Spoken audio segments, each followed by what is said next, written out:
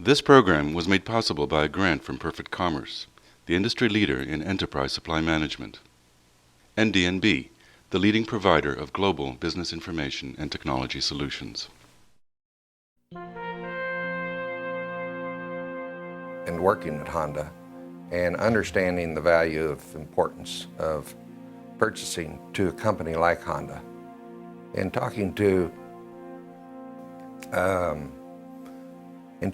their chairman, he would say, "Ever how goes purchasing, goes Honda." And the reason for that is because the cost of the products Honda produces is 80% purchased, 20% value added in-house. And so it doesn't take a genius to figure out that ever how goes purchasing, goes Honda.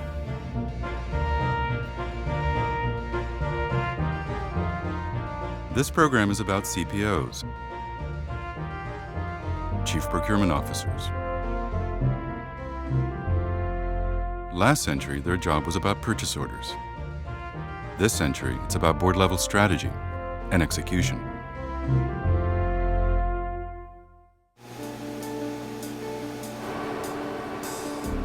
It started during a period when there was a crisis. And crises are wonderful things to make great things occur. And the crisis was the yen-dollar relationship sliding to the point where Honda was even counting the months before it would go broke if the slide continued as they thought it might. So in that crisis, a decision was made, and I was at the meeting, where we should take 30% of the cost out of the next car that's in the development stage. This was about 1995. And so I thought that was crazy, because I thought we already were buying in a very lean fashion. But nevertheless, 2-3 weeks later, I was in front of a meeting of all of our suppliers explaining the crisis and how we needed to work together to take 30% out of the cost of the 98 Accord incoming purchase parts. And the most amazing thing happened during the course of the next 2 or 3 weeks. And that is that the suppliers came in with ideas, more than 800 ideas, of which more than 400 were adopted. And in the end, the cost of the 98 Accord compared to the 94 to 97 Accord dropped by 26.8%. It's just extraordinary. We were threatened with bankruptcy, a threat that was so real it was talked about on the evening news every night for months. You can imagine that a supplier would be threatened by exposure to payables and all of the kind of continued business and whether or not we were going to be able to pay our bills. So the typical reaction in those cases is for suppliers to do things like advance payment, cash on delivery for providing materials, and in many instances simply refusing to supply materials so as to not incur any more exposure in terms of their risk. And our response from suppliers was very different. We actually had suppliers come to us and offer to renegotiate payment terms and give us discounts. As a utility, it was an unexpected, totally impossible to imagine event. But these suppliers stayed with us without a doubt. They didn't ask for special protections of any kind. They simply went to bat, allowing us to continue to supply our customers with electricity under adverse circumstances, and otherwise to get word out to decision makers. This was a critical function in California, and we were doing it well.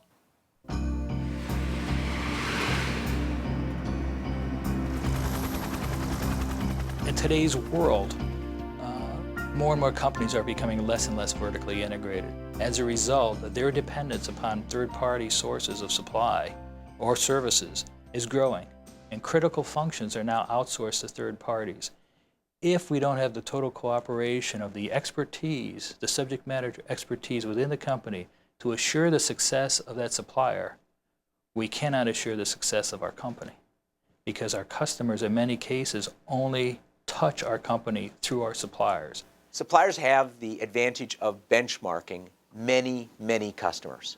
We're only one. They have the ability to tell us not only how we do it, but how Joe does it down the street, good or bad, and what's the ways which we can learn from not only the way we do it, but the way all their other customers interact with them. So it's another way of sharing this process knowledge, and the people who are successful are the ones who take hold of it and use it and execute against it. You know, we're tough in negotiation, but once the negotiation part is out of the way, you have a true relationship. And you know, the term partnership and strategic alliance is an overused term. There's very few of those that typically companies have. But even in the dealings that you have with suppliers that are not of that nature, you still want to be ethical, you still want to have integrity, and you still want people to enjoy doing business with you, and they feel motivated to service the Hilton account as well, if not better than any other account that they have. I went to a conference, and I was trying to get up to speed on what traditional procurement meant and exactly sort of understand the practice. And a fellow at this conference described the way that companies traditionally approach their supplier relationships was comparable to someone going up to a pretty woman in a bar and saying, "Will you marry me?"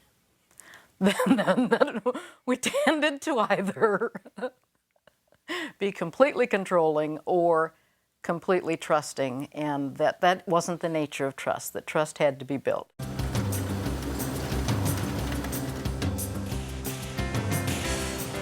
Strategic sourcing is a vastly important part of it because our suppliers are 50% of our total cost base, and in some businesses 70 or 80 or 90%, and that's not unusual.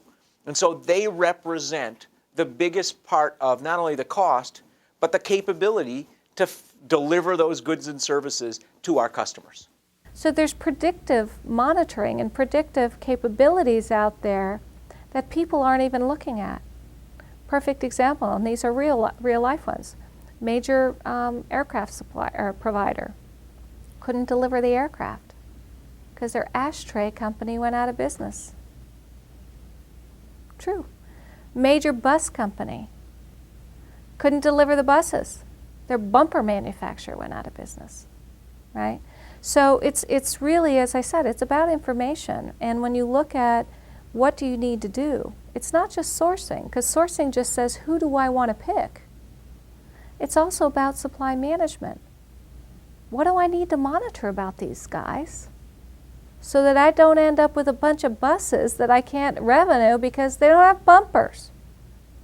We look at strategic sourcing as the springboard for supply management.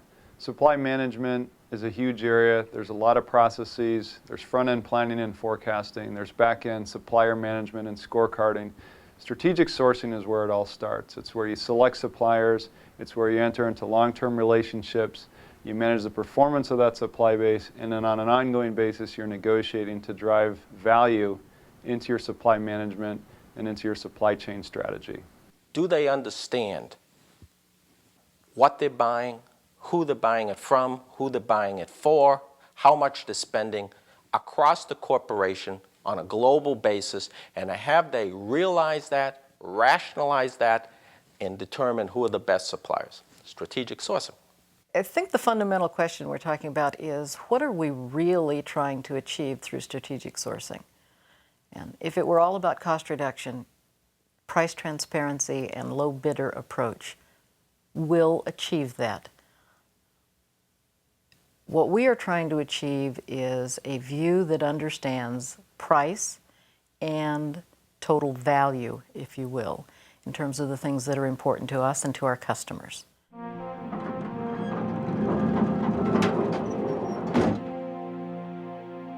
Someone, not that long ago, furnished tainted beef that killed several people.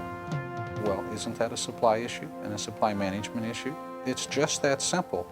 The complexities aren't just price. It's quality, it's delivery, it's fit.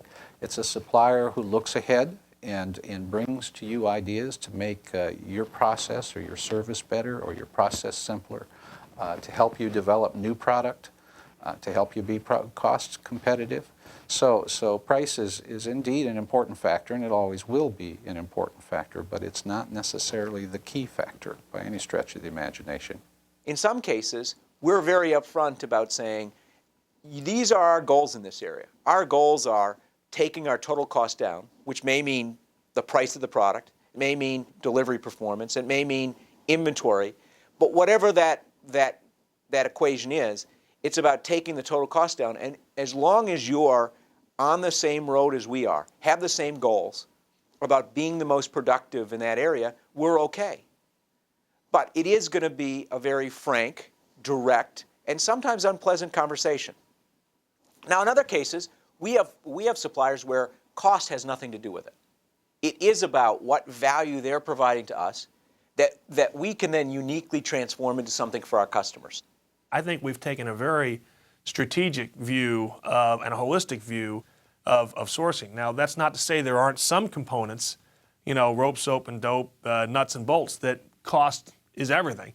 And the quality differential isn't that huge. But when you start talking about complex services and specialty chemicals and things like that, there is a huge cost-quality trade-off. And you have to get that trade-off right. So it's not just beating down and picking the 14 cents over the 15. It's really understanding capabilities that the various contractors and suppliers have, and how do we get them not just procured, but get them aligned with our business such that they're working with us and their incentives are the same incentives that we have. I think that there's nothing that a company buys that I can think of where only price is important. I think in everything we buy, whether it's a material or service, whether it's a production component or a non-production tool that we're going to use within our company, there's a price, quality, delivery, and technology issue to everything. So the purest use of auctions where everything is judged by only price and the lowest bidder gets the business no matter what, I think are terrible.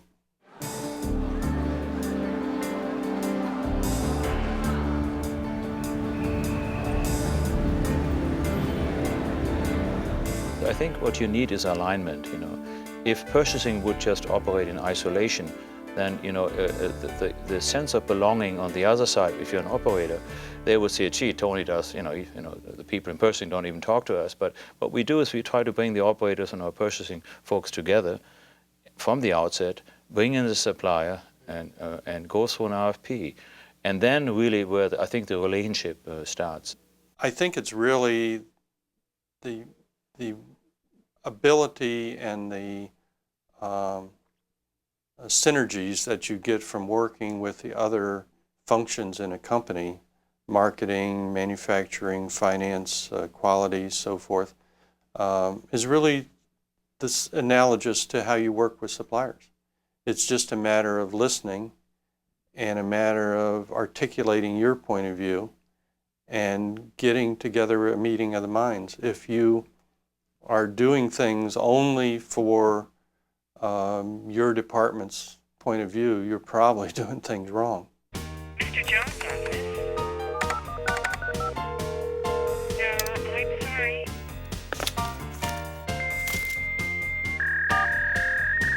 He's in a meeting.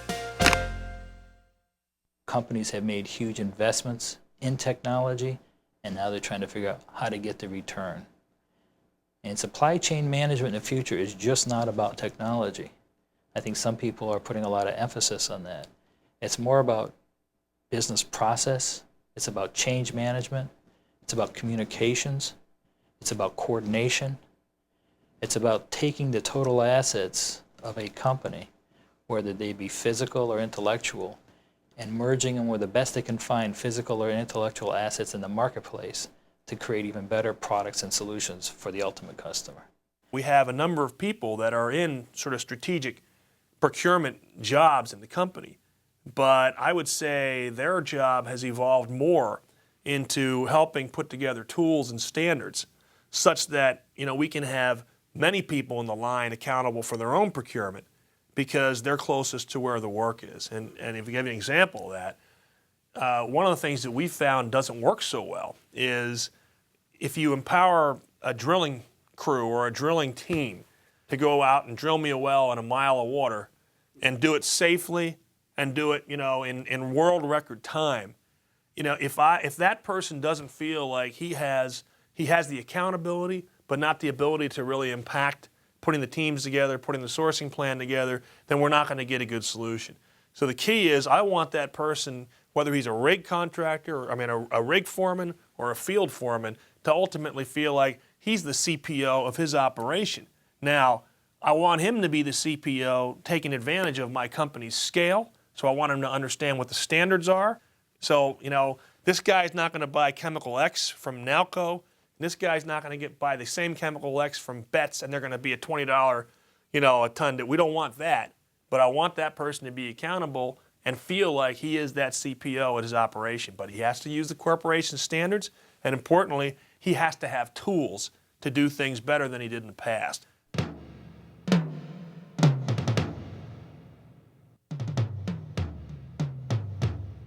If you can synchronize your suppliers' factories with yours and then your customers, you have an advantage that's going to be very difficult to compete with.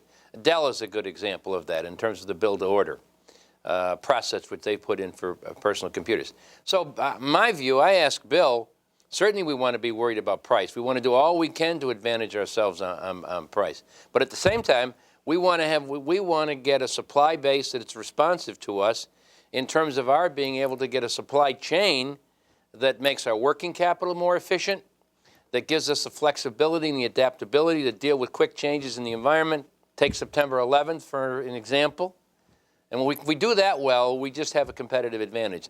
With the level of outsourcing, with the intricacies of supply networks, it's not just my company versus another company.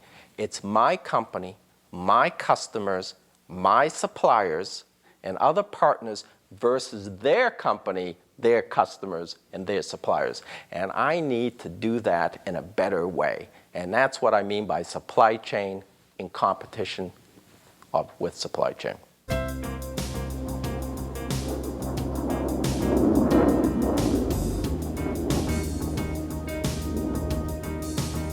Without a CEO support, I would not expect any CPO to be successful, or his or her function to be successful. You cannot do this on your own. This has to be a company mindset that we are going to use the value that's potentially derived from the supply chain. And that has to be demonstrated and voiced by the senior management of the company. I believe that every CPO should be in the boardroom, a member of the top management's team in the company. And the reason is because most manufacturing companies purchase 50% of their total revenue. And looked at another way, of the cost of the products they produce, purchase 70 or 75% of that cost as an average.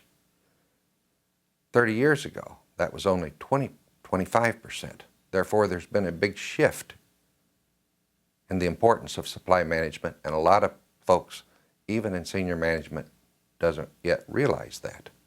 It's the CPO who knows how to block and tackle, who understands the strategy of moving down the field, and the CEO who understands the role of supporting that and dealing with the people who are going to fight it. You would think in a corporation that no matter where you were, if somebody came along and could take costs out of the system, thus improving the profitability of the overall corporation, that would be a good thing. You would be naive.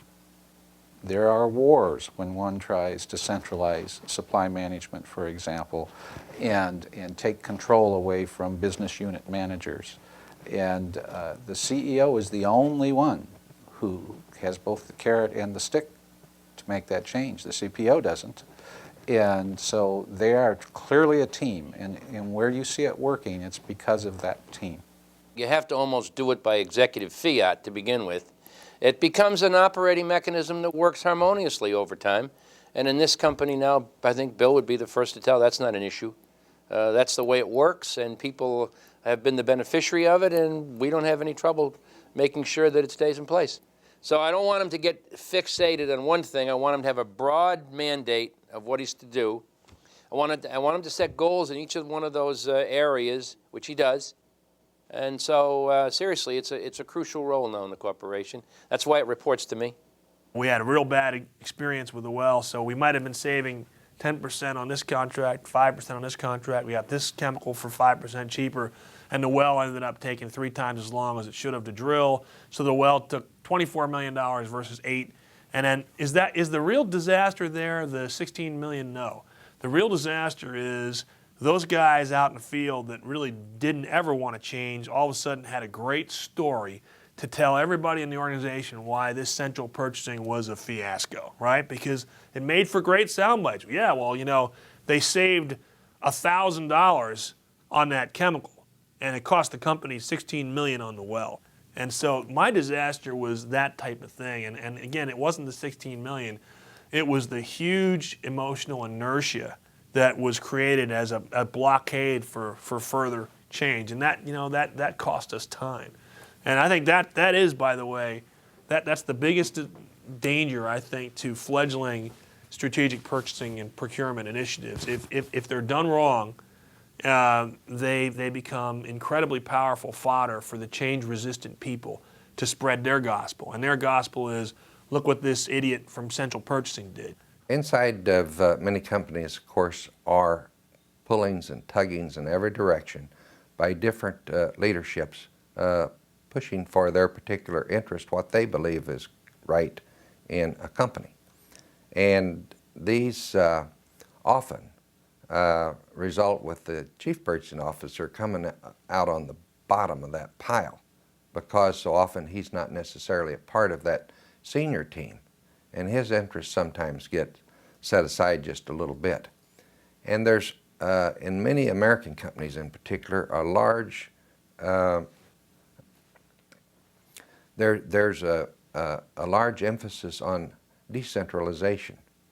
And decentralization is okay, managed well. And in these companies, the word centralization is almost like a nasty word.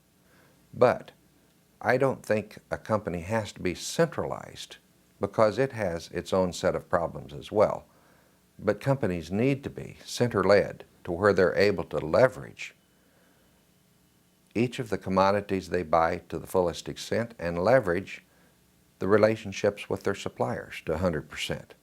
And those happen in center-led companies.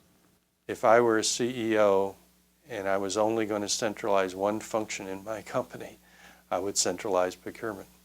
And I would anoint them with the honor and the privilege and responsibility of being the leader in making all the procurement decisions for all the different products and geographies and divisions in the company. And I think that that's very best for procurement. I don't think there's a second best kind of a procurement company. And I would advise people, frankly, candidly, who are in companies where that's not understood and where they're not anointed as the leader in making procurement decisions, I'd suggest they get a job in a different company.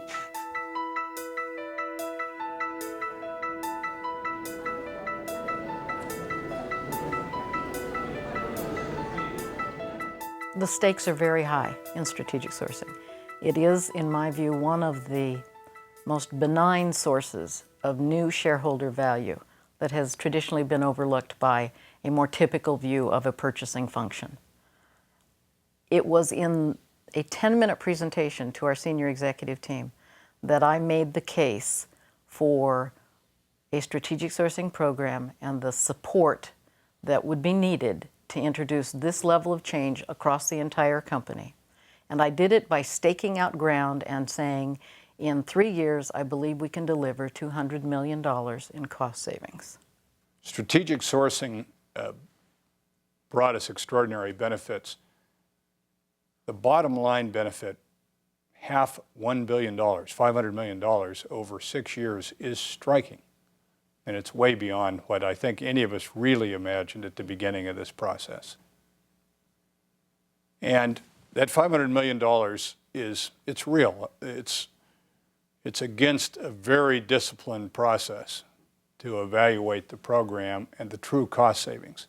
From my judgment, approximately 85% of the companies, particularly manufacturing companies in the United States, have this great, enormous opportunity, and it's currently untapped.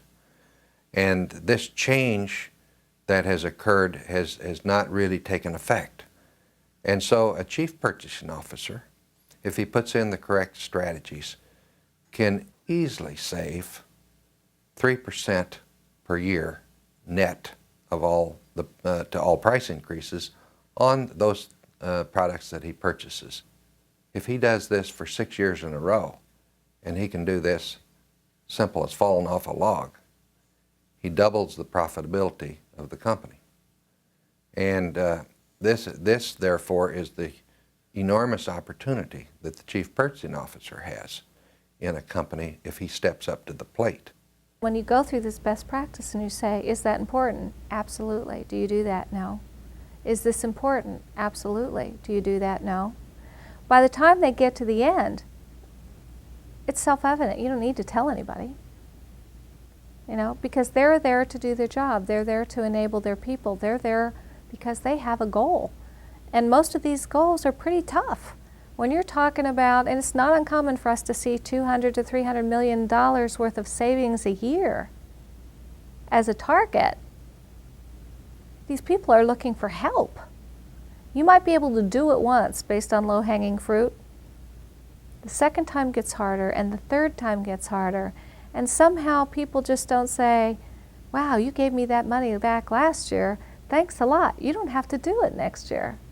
Every management wants to do the right thing. They really do. And if they don't understand the contribution that supply management can make to their organization, that's the definition of ignorance. And so many of them have, over the years, such little knowledge about supply management and the contribution that it can bring. And therefore, they just don't know. So one of the things that a CPO can do to help his company and to help his CEO is help educate them in every way possible, sometimes just little bits at a time. But over time, that builds up into a real strategy where the CEO will adopt it and run with it.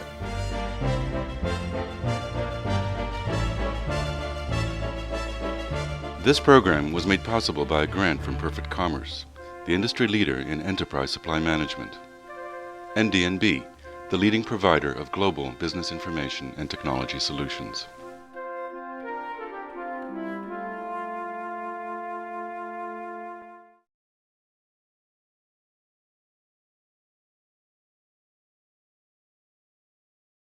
You know, I understand what John and Emiko had to say, and here at Perfect Commerce, we really live in that world every day.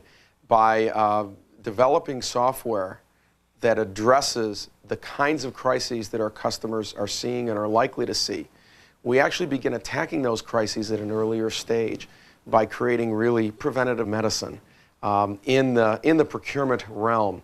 What is preventative medicine? Well, it really means establishing, hopefully, better relationships with your suppliers at the same time as driving hard dollars as well as soft dollars to the bottom line. And if we can collectively produce software, services, and expertise with our customers to do that, we can ultimately save them hundreds of millions of dollars, as in the case of Southern California Edison.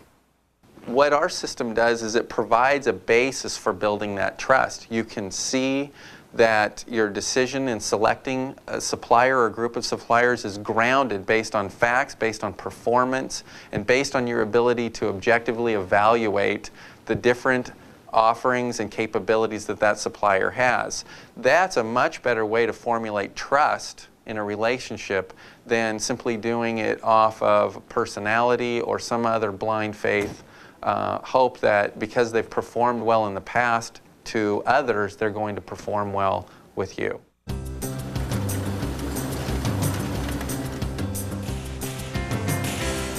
We look at strategic sourcing as the springboard for supply management.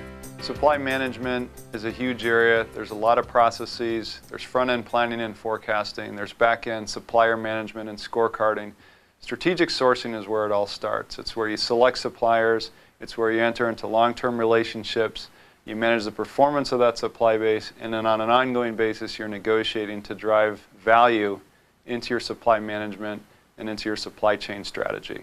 We looked at strategic sourcing and went out there in industry and found some outstanding work that had been done by Emiko Banfield at Southern California Edison through years of a very aggressive program where she was able to deliver a huge amount of value to her company. We've in turn taken that content and embedded it within our product because we feel there's a huge opportunity for many companies out there to take advantage of some world-class work that's been done. It's been synthesized into our product in a way that's easily usable, referenceable, and actionable. And we think that's a huge advantage to our customers.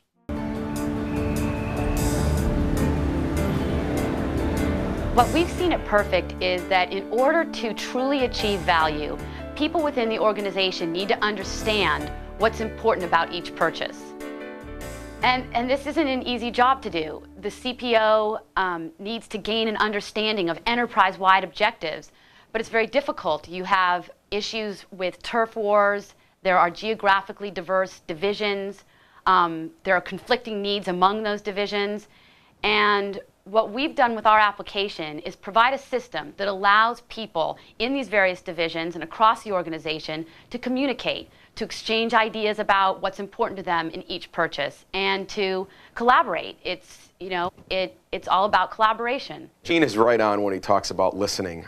Listening all the way up and down the food chain within a corporation and listening throughout the disparate groups from group to group to group worldwide.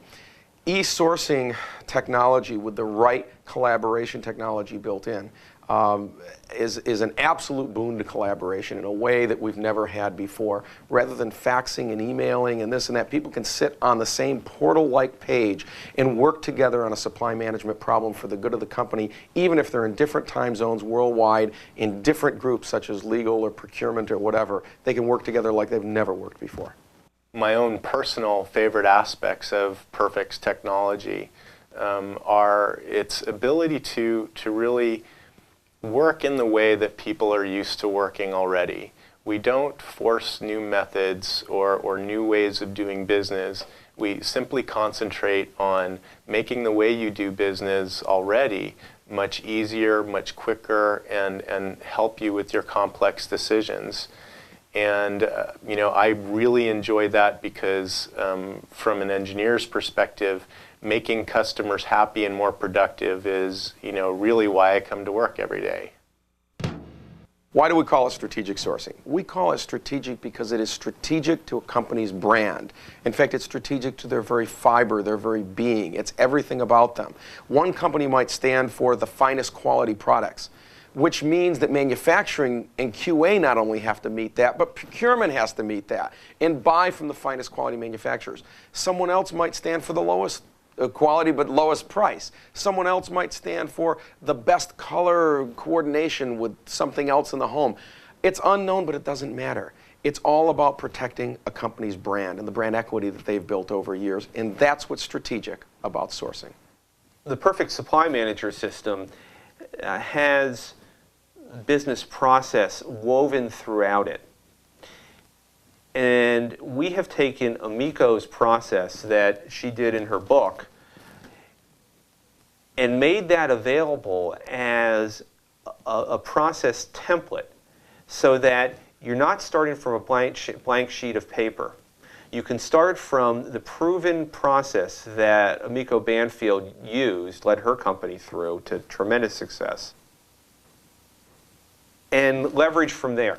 You quite likely will be customizing that for your own purposes, but the fact that there is this off-the-shelf process, you're not starting with an empty vessel or a blank sheet of paper, you're starting with proven guidance for an end-to-end strategic sourcing process, is, again, of great value because it gets you going faster with a deeper level of understanding, especially all the people out in your organization who are going to be involved in the process. Thank you, Dave. Thank you, Gene. Thank you, Emiko. Thank you, all the people who are in the show, in the program. You spent time sharing with us why you felt that supply management and enterprise supply management is so important. And we feel it is important. We feel it has the makings of something that can make a difference in people's lives because it makes the economy better. It's just good for people to do it right. And it's important to do it right. And we're entering the supply management golden age because there are now so many people who are beginning to understand how to do it well and why it makes a difference and why it matters. So really, on behalf of the people at Perfect Commerce, who are incredibly excited, not only about working with the caliber of the folks that you've just seen on this program, but also on the subject of supply management itself and enterprise supply management, software and services and so on. Thank you for spending the time. We'd love to get more copies into your hands if you'd like to share it with other people.